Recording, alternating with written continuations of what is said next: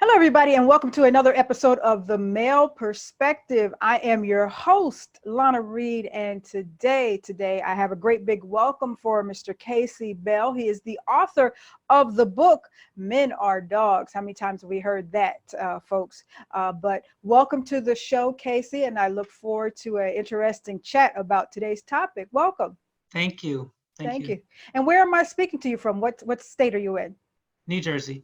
New Jersey. Okay. I have some family and friends up in New Jersey. So it's getting kind of cold out that way now, huh? Yes. Okay. Mhm. Okay. So you have this book out called Men Are Dogs, and it's very unusual to have a man say that about men, but we're gonna go with it. So what prompted you to write the book? Well, if anyone who reads the book understands that I don't actually say men are dogs, but it's eye catcher, way to get people to Okay. pick up the book. I saw a lot of people well, of course, mainly females on Facebook and social media, people I know, complaining about men, or not necessarily men, but the men in their lives and the problem that they had. And they felt like all men were the same way because the certain type of relationships they were in, it all ended up exactly the same. So they just started complaining about men and why do they do this and why do they do that? And I don't understand men are dogs. And the book breaks down, I don't want to give too much detail, but unfortunately, Americans, not just the word man, but Americans overall misuse vocabulary words every day because they hear someone use it and then they repeat it instead of going to the dictionary or an encyclopedia to actually understand the definition of the word. So they're constantly misusing the word. And so when they say men are dogs, you're not a man because you're 18. You are an adult male. And if you're under 18, you're a child male or male Hmm. child. But if you're a man, that means that has to do with your maturity level, your responsibility level, and the things that you do. And because most of the time these males, adult males in their lives are adult males, they assume that they're men. And so Hmm. the book breaks down, the definition of male, man, boy, and things of that sort. So you can understand that it's not men, so to speak. It's just the certain males that are being attracted to you. And in that moment, kind of like if um, everyone knows, well, most people know during the summertime, if you wear yellow or reds or bright colors, you're going to attract bees because they're Hmm. just assuming you're a flower because they're attracted to bright colors. And so sometimes I'll even, be subconscious and say, okay, I'm not going to wear yellow today. I'm going to wear a different color to make sure bees are not attracted to me. And so, and even we know certain wild animals like lions, tigers, and bears are Oh attracted to my. yes, they're attracted to the smell of blood. Hmm. So if you get those certain type of males being attracted to you, then that's the question you got to True. within ask, well, what is wrong with me that those type of males keep being attracted to me? Because yes, there are many males and females who are cheating and who are no good, et cetera, but they're only attracted to a certain type of person. So in that moment, you have to do a self check and in check and see, okay, why am I attracting these type of people? Because not all people attract certain type of people. And so mainly the book talks about how to deal with yourself first before you Hmm. even think about getting into a relationship. Because so many times we're trying to find someone to love us, how do I say, to replace the love we don't have for ourselves. Instead Valid of point. finding out, why don't I love myself? Why don't I think I'm a good person? What's wrong with me that I actually have a thought in my mind that I need someone to replace the love I don't have for myself? And so Hmm. that's the main book. It's a short read, but it's very it gives a lot of details if you are in a relationship or trying to get into one, the things you should do before you actually get into a relationship, so that you're not attracting the same type of people and you're either breaking up every 4 months or you're getting a divorce every 3 years. Hmm. And so Valid that's points. Valid points. Sounds like a very good read. Yeah, I notice in today's world, and I was just watching a news report, or I think it was, I can't remember what network, but they were talking about dating today and online dating today and the challenges of it. But it seems like it's just a cycle in today's world where people are like in and out, in and out, in and out of these relationships. And I'm always telling people, go sit in a corner, be still, figure you out first so you can figure out what mistakes you made. And so we don't repeat them. But it just seems like people are so craving something, any kind of something. And, you know, especially so women are running into these situations back to back to back where they might find these men or dogs, but it's because they haven't, like you said, taken the time to analyze what it is about themselves that they're attracting these types of male individuals. Now, I do my own relationship seminars, and one of the things that I tell women is be very mindful of continuously using the phrase men are dogs, men are dogs, men are dogs, because you guys are hearing that, and it's a self-perpetuating kind of ideology. So okay, she keeps on saying this about me, I might as well be that, I might as well do these things. Do you think there's any kind of validity, like what is the phrase, we should speak life, give voice to what we want? So maybe we should start saying better things about men if we want better behaviors. Right. Well, it's not just that. As you were saying, take time to see what you've done wrong. Okay. I think the problem is because of home. You know, if you do something wrong, I'm going to give you spanking. Church, if you do something wrong, you're going to hell. School, if you do something wrong, you go to the principal's office. So by the time you become an adult, we have a subconscious fear of being wrong. Okay. So instead of saying, even before you start speaking what you want, instead of saying maybe I did something wrong, we start blaming, because we still have that subconscious fear that if I'm wrong, oh my gosh, something bad's going to happen, instead of just saying, I just put the wrong shoe on the wrong foot. You know, no one's going to hell. No one's getting spanking. It's just a mistake. Okay. And we have a hard time saying, okay, I made a mistake. And we also have a hard time researching, where did I go wrong? Most people, when something wrong happens, the first thing they want to do is find out whose fault is it, instead of saying, what did I do wrong? Because people always talk about karma. Oh, karma's going to get you. Karma's going to get you. And I always say, well, if karma's going to get them, did you think that maybe that was karma coming to get you? And that's a time to stop and reflect and say, well, what did I do wrong? Because even, again, school makes us feel you got an F. You got it all wrong. So now we're afraid to say, okay, I did something wrong. And we're afraid to find out what that wrong was, because we're afraid we're going to get in trouble for being wrong. And I'm not saying, you know, stop putting people in the principal's office, et cetera, et cetera. But I truly believe there's different ways to deal with, like, certain wrongs I see children do. It's not a big deal, but we make such a big deal about it. So we're afraid as adults to simply say, okay, not all men are dogs. Maybe there's something I'm doing wrong.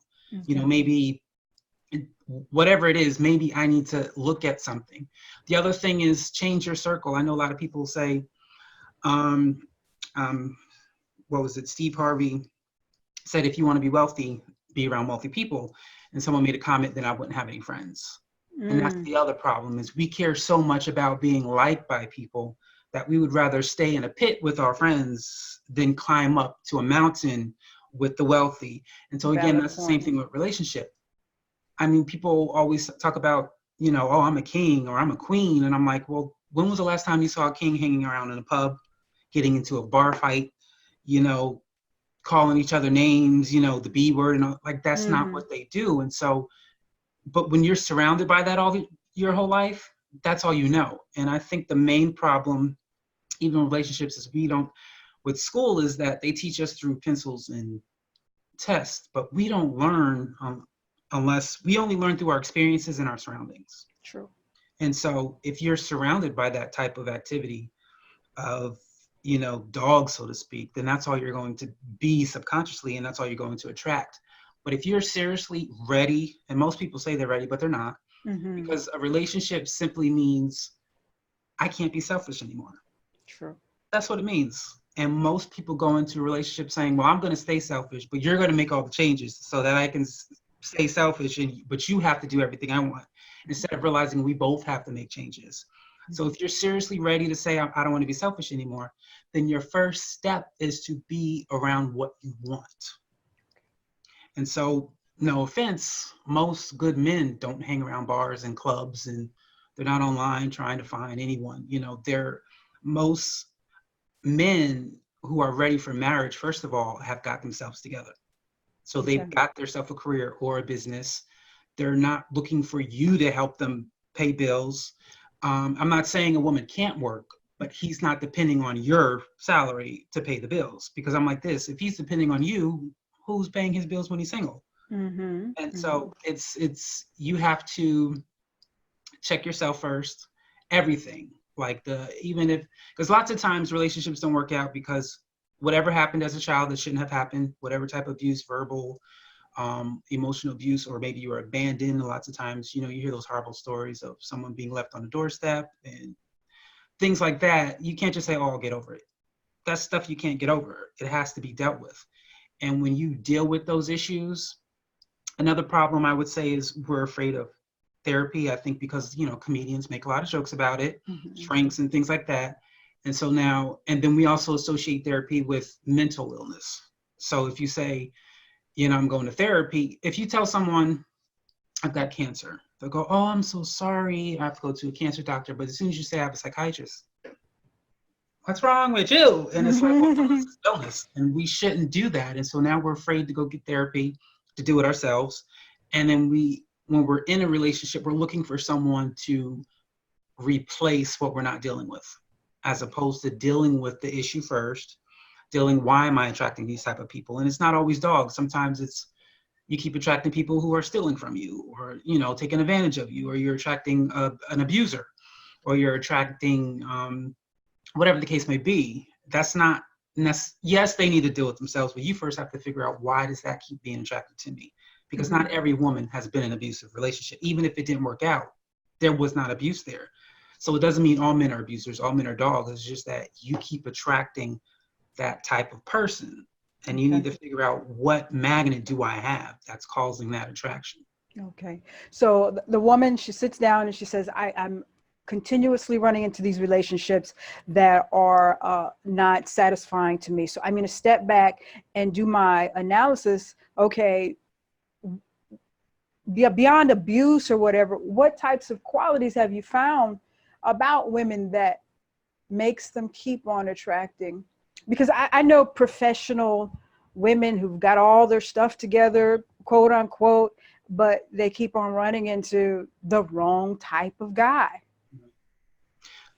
There's actually a section in the book. I'm sure you've heard of this saying, "Never go grocery shopping while hungry," Yes. because of your hunger, anything, even things you wouldn't eat. Like I do not like chocolate cake, but if I'm hungry, I'll look at it and want it, knowing I don't like it, but because that's what you're hungry for. You're just hungry, and so Mm-hmm. you're supposed to be full, then go grocery shopping. So that's the same thing with relationships. If you didn't have a father in your life, you may be hungry for a father. So then you'll be looking for, and it doesn't mean these men are wrong or bad people. You're just looking for a father figure as opposed to a husband. If were molested, sometimes lust can be an issue. You're just looking for sex. Okay.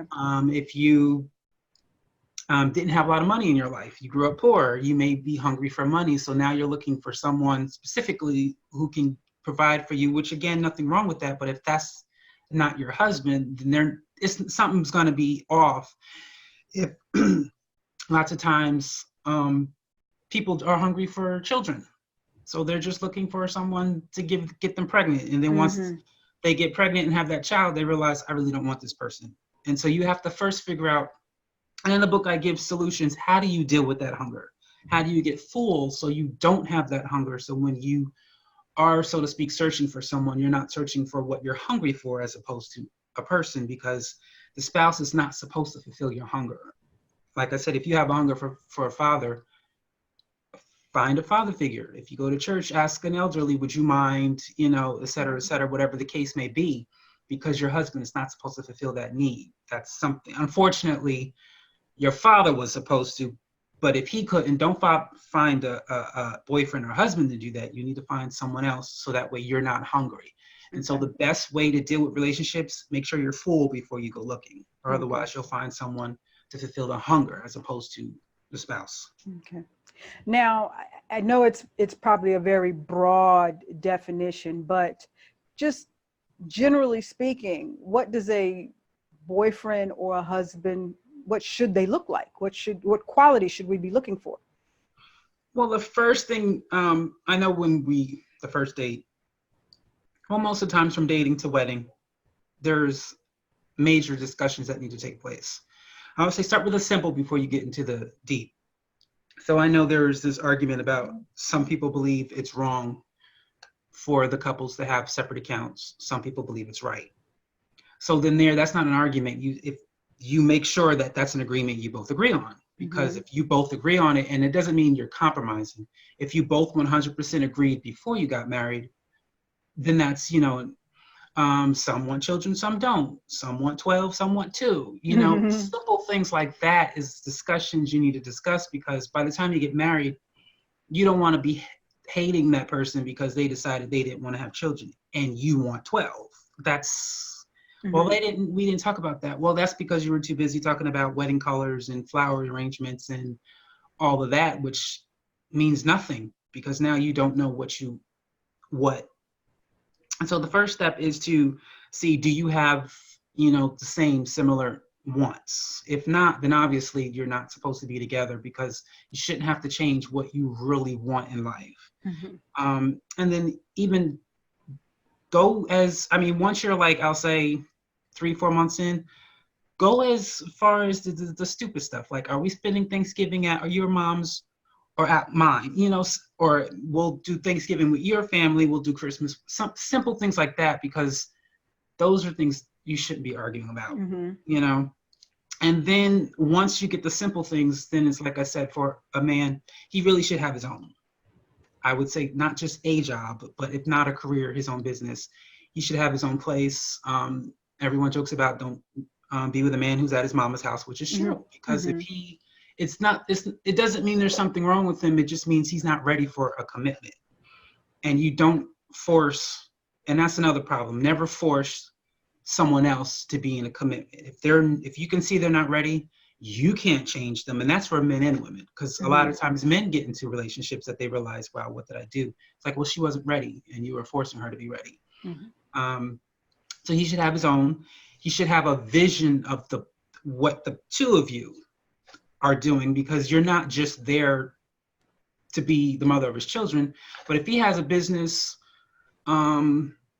with, vaping cigarettes and you're completely against it, that's not going to be a good marriage, because now the question is he willing to give that business up for you, or are you willing to work in that business knowing you have a problem with it? Yeah. And so you can't be, unequal when it comes to that too. And then again, like I say, talk about children and how do you raise your children, because some people raise their children differently. And like I said, just make sure you're in agreement, and worry about the wedding later, because it's not a big deal. It's the marriage. People need to start planning their marriage, not a wedding. And originally, the families are actually supposed to plan the wedding. The spouses are not even supposed to have anything. They're supposed to just show up, and the family is supposed to pay for everything.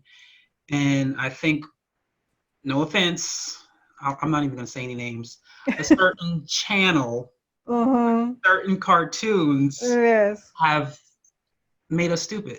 Yes. And we care more about the living happily ever after, and the witch is dead, and yes, the glitz and glamour, instead of being real. And I think it's sad, because one of the things I didn't, I think maybe 3-4 years ago, I realized a lot of those fairy tales, if you read the original stories, are not fairy tales. They're actually horror stories. And a lot of their endings are not good. And most people who live their lives off those fairy tale stories live the original's tale. It ends up not being good. And so when you are, and I'll say, don't look for your spouse, look for yourself. Because when people say, I'm looking for love, I'm like, but love has never been lost. So it doesn't need to be searched for. But that's true. Between school, because we get lost in school, because school says you have to do this and do that, and you have to be the exact same as everybody else. You got to take the same test at the same time. And if you don't get an A in math, even though you may, want to be an English teacher, if you don't get an A in math, something's wrong with you. So now you've lost yourself in school. chances are you lost yourself at home because maybe your parents, you got to go to this particular college and you got to be a doctor instead of what you're supposed to be. So now you've lost yourself. And sometimes there are churches out there teaching false information. So now you're completely lost. So once you get out from that, you really should be searching for who you lost. Even if, like I said, abuse, you can lose yourself through abuse, neglect. Um, and it's not about blaming your parents. It's not about, because yes, they may have done something wrong, but hey, it's the past. It can't be changed. Mm-hmm. It would be nice if they can apologize and acknowledge it, but if they don't, Mm-hmm. be held up by that. Just find yourself. And as you find yourself, believe it or not, love will find you. And the two of you will meet. And I mean, some of the marriages in my life that I've seen that are everlasting, they all have the same story. We were not looking to get married. We weren't looking, we were just living our lives and boom, there it happened. Mm-hmm. And I think, like I said, school in some ways have made us arrogant because it makes us think we know everything and we know how to do this. And I've got this degree and these amount of letters at the end of my name, so I know. But at the end of the day, school can't really prepare you for you because True. you're not anybody else. True. So yes, you can all get an A on that math test, but at the end of the day, if you're supposed to be a dancer and someone else is supposed to be a doctor, school can't really teach you that. They can only teach you the basics, and then from there you really have to teach yourself who you are. And in finding yourself, you can, you'll two will meet each other. Okay. All right. Good tips. Good tips. Now you mentioned something back there a while ago, and it's something that I see quite often when I travel around and I'm looking at women. But there's a philosophy amongst a lot of women that we have to be the support system, which sometimes translates to like, I have to be this ride or die. I have to struggle. I have to, pull all the slack when he's not. And it puts a lot of women in these situations, like you were pointing out, of providing for, taking care of, kind of looking the other way about a lot of shortcomings that a man might have. What is the balance between, because when you're a man's partner, you are supposed to help, so to speak. But what is the healthy balance between helping your man and being his second mom? Right.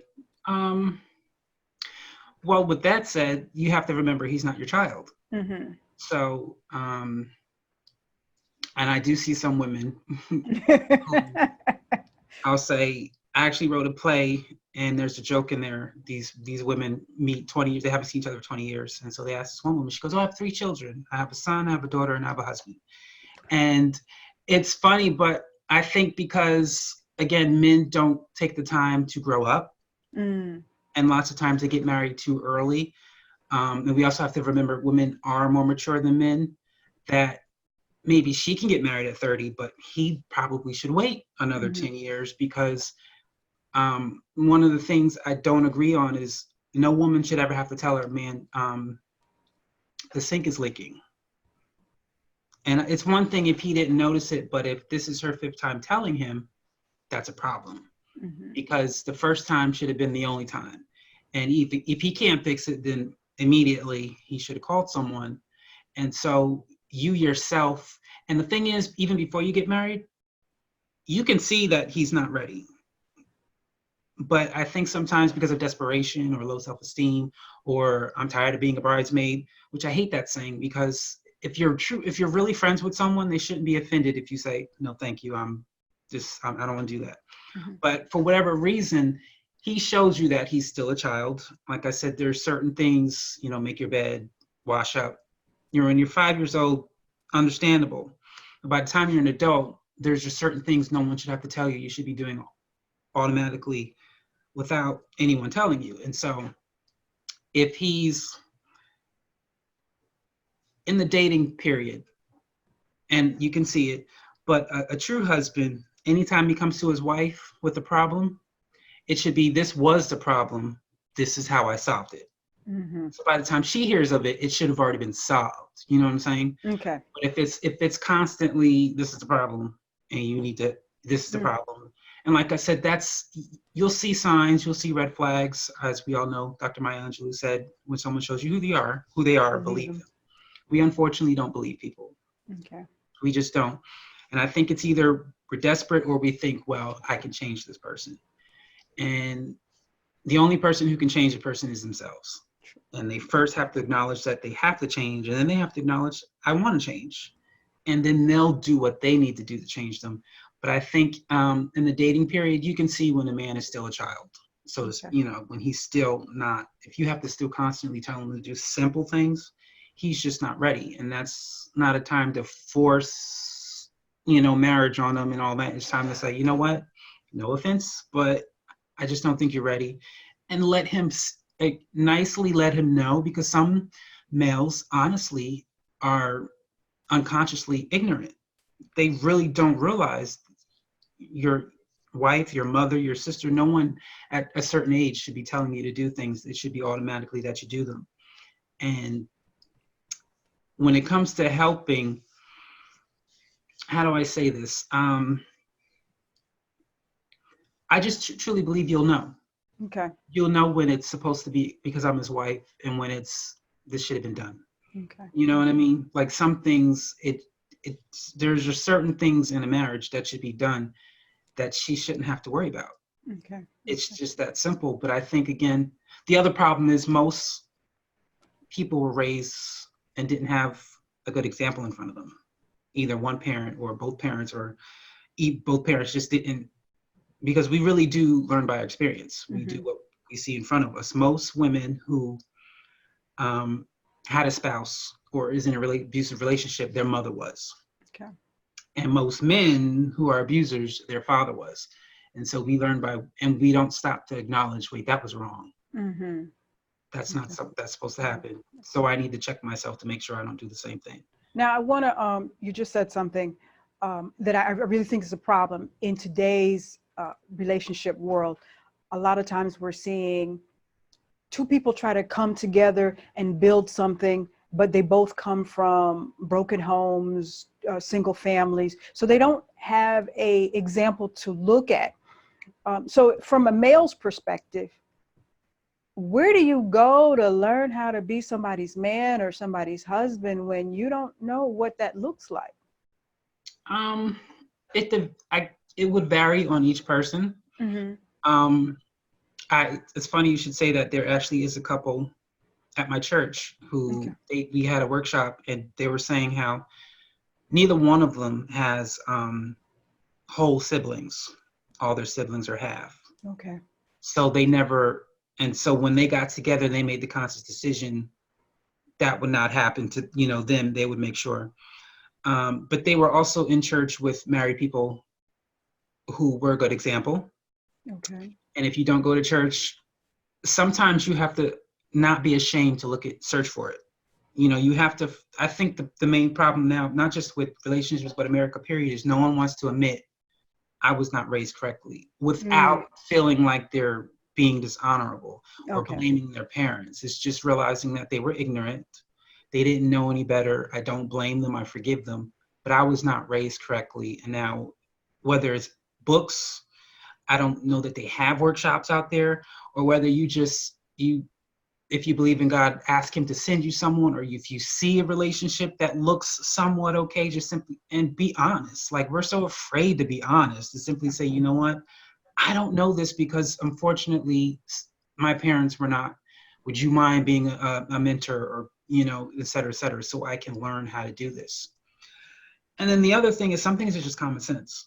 Okay. Like, you have to acknowledge the fact that having, 12 children by 12 women is wrong. Mm-hmm. And you just have to make up in your mind, I'm not going to do that. And my brother-in-law, who again didn't have a good example, always says he just remembers everything that he believed was wrong.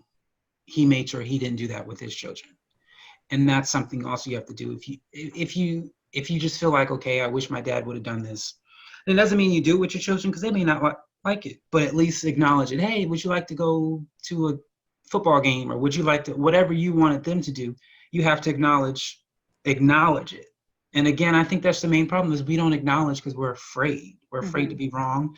We're afraid to correct people. And then we're afraid to be corrected.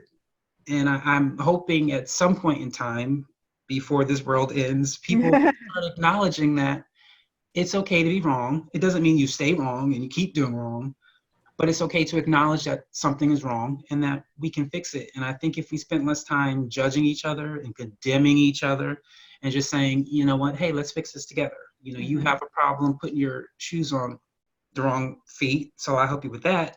And then you can help me tie my shoes. And even though we have two different problems, we can help each other without judging each other.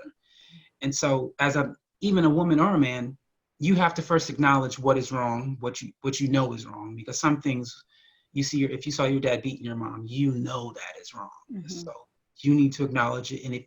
And I say, even though you weren't the one getting beat, you still need to go to therapy for that Mm-hmm. because you can't hold that inside your soul. You have to speak it out and get it out and discuss not only what it did to your mother, or if it was vice versa, for whatever reason, it was your mom beating your dad, what it did to you inside and how it made you feel. But yes, if you didn't have a good system, find it. Okay. Okay. Yeah, you mentioned a lot of our conversation today has been about people doing self work. And I know a lot of times when I come across people, and sadly, no matter what age they are, some of them really don't feel that parts of their upbringing was wrong. So it's kind of hard to get to that place. So, um, you're talking to people and you're saying to yourself in your mind, like, that was really dysfunctional. You don't know that that was wrong. And they're Right. like, no, what do you mean? Everybody does it. I'm like, no, no, that's no, people don't. And I think that's part of the problem that Right. adds complexity to the problem because you're going into relationships thinking that this is normal. This is what everybody does, right? And you're like, no, that's not, no, no, we don't do that. We don't do that. So in part of the self-work, I think if we have more healthy couples just walking around, healthy people just walking around, you can start to say, That is wrong. that's wrong. That's wrong. So before we get out of here, you mentioned that you wrote a play, and that leads me into you don't only write books, you do a lot of other stuff, right? Yes. What else do you Um, do?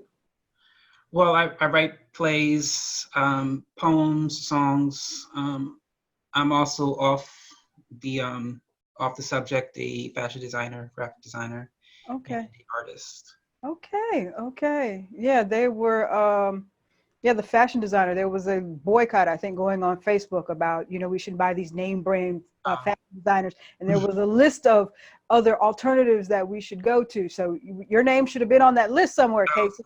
I didn't know. All righty. So we're going to do the random question of the day. And then I want you to tell everybody how they pick up your book. Well, not only this book, but you have quite a few titles, right?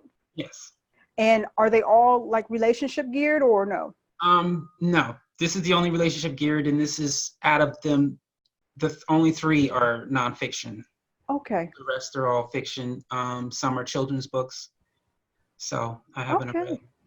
All right. So we're going to do this. And, that was some very good tips today to hear it from a man, because I preach a lot of what you said, but sometimes ladies don't want to hear it from me. So it's, it's better to hear from a guy. All righty. So here we go. Okay. Random question. When it comes to toilet paper, is it over or under? Over.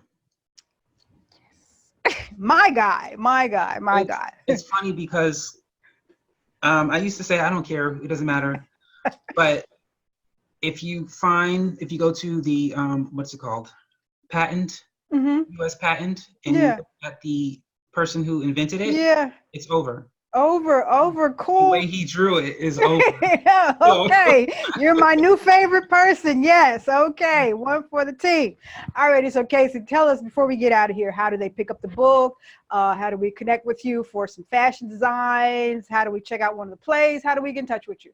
You can do authorcaseybell.com, or actually, if you do caseysamuelbell.com, that leads you to everything I do.